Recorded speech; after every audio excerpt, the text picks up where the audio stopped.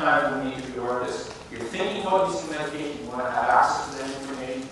You are either prescribing or acting or doing the medication, you want to have access to the information, and then you're adding another drug, which maybe will impact your decision making. So that's kind of, this is the logic behind it, the thinking behind what we're doing. So, with that in mind, you're done. So the information also needs to have various levels of complexity built into it. This is what we're still working on. Is users can say, I don't want to know what I need to do. Just tell me what I need to do. And others want to be able to say, well, let me think about that a little more, or really build for themselves how much customizable information they want. So, finally, being able to add as much more customizable as possible. This was a quote I love from Martin Dawes. Some of you know Martin was from the field. He said, I guess at some stage it would be lovely if the machine would remind us of the patients on lithium, but these items were still outstanding. This was all the sort of things that we had built into the evidence that was there. And he had this lovely quote, which I thought was so please do this. I don't know that I want to do that much thinking for him, but it is good to have the machines help us do the right thing. That's ultimately what we want to do. So then there will be other considerations into this program. So in the feedback, if you can think of other things that I have written down, please do.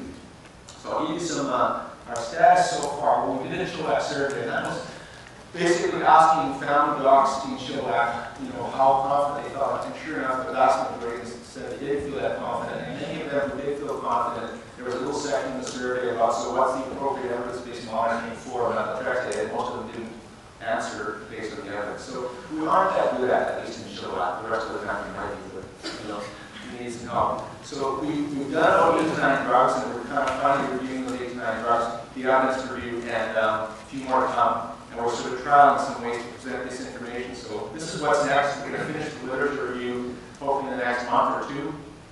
Complete the initial work on how to present the information, put this in a micrograph for the Oscar community, and make it available via UBC and other ways to anybody else who wishes to use it.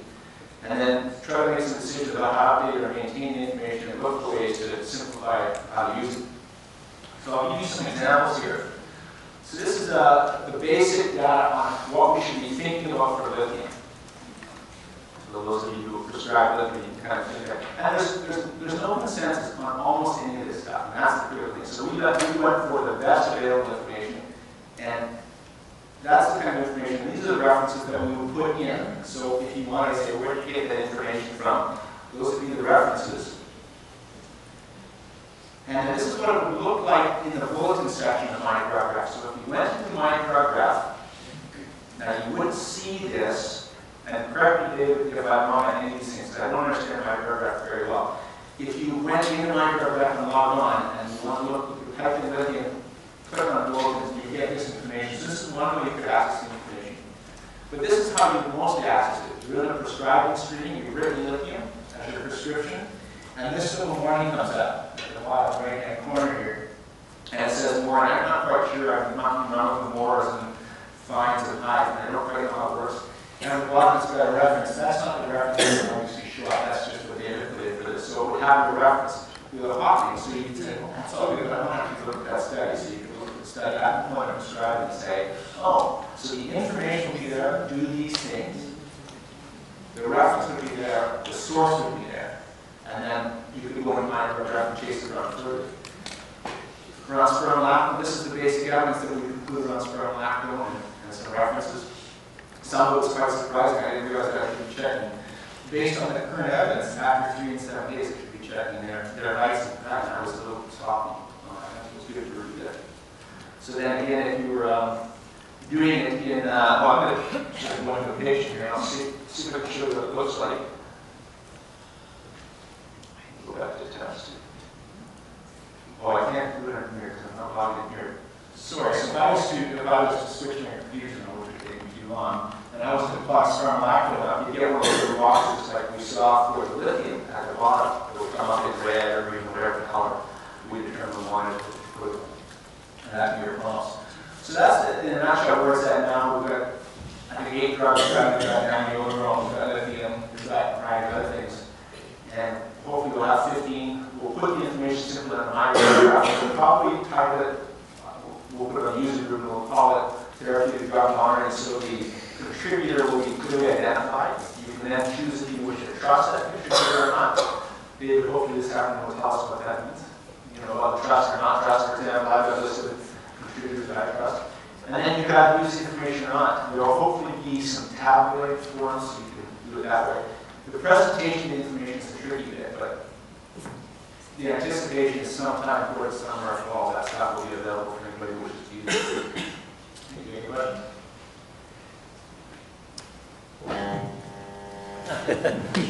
Thank you.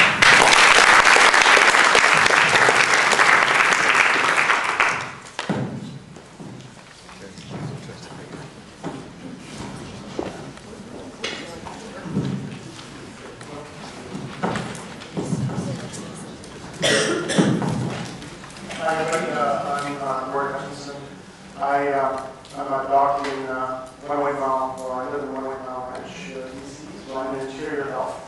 And I was added on to this discussion, so I don't have any slides, so this will be very brief. One of the things that holds back Oscar from many places is the lab integration, which up to now hasn't been available for interior health or northern health or the other parts of the province. We do have accelerators in the Lower Mainland, which many of you are probably familiar with, and that has a little bit of the drawback that you have to specifically manually download a lab file and then upload it into Oscar. And so what I have to say, may have a role in improving that as well. The Interior Health Authority took a different route from Accelerus. The way Accelerus works is that the different hospitals and the health authorities pay money to Accelerus, and then Accelerus makes the data available to the users for free. What Interior Health decided to do was to do all the programming in-house, and it's also free. But there's one central server for all Interior Health, which provides all of the laboratory data, all of the radiology, and also all of the dictations. So if you do your dictations, they also appear in the same, what's called physician office integration. I have written the interface for Oscar to IHA, and that is now in alpha, or it's about to go into alpha testing, which would mean that I give it to Jay, and Jay decides what's preferred to add on it, and gives me feedback, and then we can proceed from there to beta testing with a few users in IHA. Now, I just wanted to ask, is anybody here from IHA, or does work in interior here? Just not very many here. So part of the reason for that is that Oscar hasn't made many inroads into IHA because this lab integration logic hasn't been there. And what this allows you to do is the user specifically puts in their ID, their password to get their lab data, and their desired frequency that the labs are downloaded and uploaded to Oscar, which can vary from every 5 minutes to every 24 hours. So you can be in real time updating all your maps on a continual basis. So I'm interested in getting some names if you are an IHA for beta testing. If you'd like to give me your email address, we can get that going once we're past the alpha stages. So you can contact me, talk to me at lunch or one of the coffee breaks, or you can email me at shoot@shaw.ca.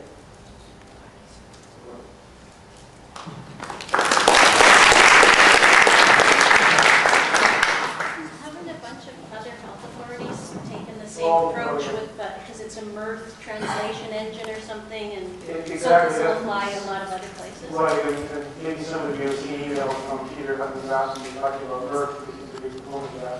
And so what IHA has done is they've taken mirth, and that's what they used to put it in. And now the Northern Health Authority has also taken that same interface from IHA and tweaked it a little bit. And they've made it so once this is working for IHA, it's fairly easily modifiable to work in Northern Health Authority. And then I understand also that Fraser Health is